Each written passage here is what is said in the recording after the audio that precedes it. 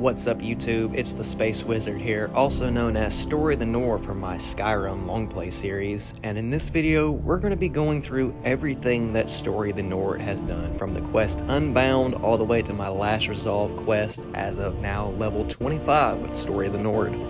The first time I ever played Skyrim was on Xbox 360, and my first character ever was a Nord.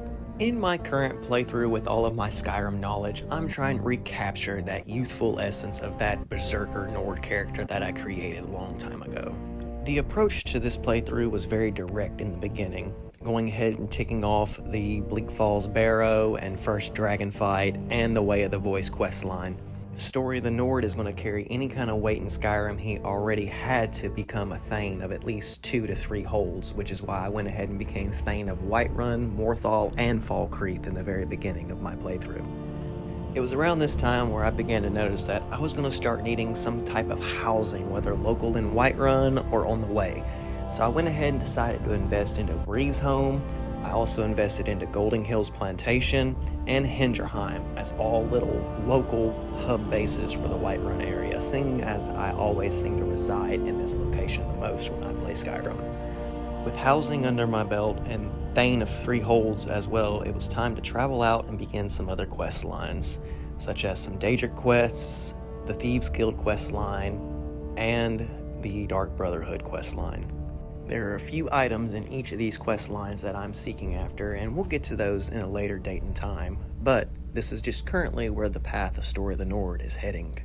These entry quest lines are very befitting for Storri the Nord because not only is he proficient in one-handed combat, he's proficient in bow combat and light armor protection, so he's pretty much got a full, well-rounded set of skills for these quests. Some extra skills that I've been focusing on pertaining to Storri the Nord around these quest lines have been things like Conjuration and Destruction, just for the dungeon dives and the mage boss fights. One of the things that I've tried to make sure that I haven't done while playing in this playthrough is not jump too far ahead on certain quest lines. So for instance, as you see as you were scrolling through, I've only done certain things pertaining to Dark Brotherhood and Thieves Guild as to get the part of it started, not fully dive deep into it. I don't want to fully run through the whole quest line and then move to another quest line and fully run through it right away. I want to slowly piggyback off of both quest lines and work my way up both ladders, and whatever other ladder Storri the Nord decides to climb up with alongside of it. However, after getting started with both the Dark Brotherhood and the Thieves Guild, I decided it was time for the real fun to begin to enter some Daedric quest lines. So I pretty much did an entire stream of 6 hours where I did nothing but Daedric quests.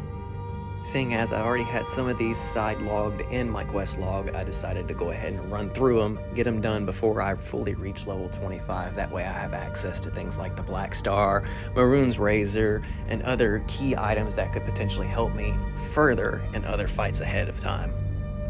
I don't know where the story is going to take us next. There's plenty more quests lined up on my log that I can go through, some side quests, some main quests, some very important things that do need to be taken care of before I dive back into the Dark Brotherhood and Thieves Guild.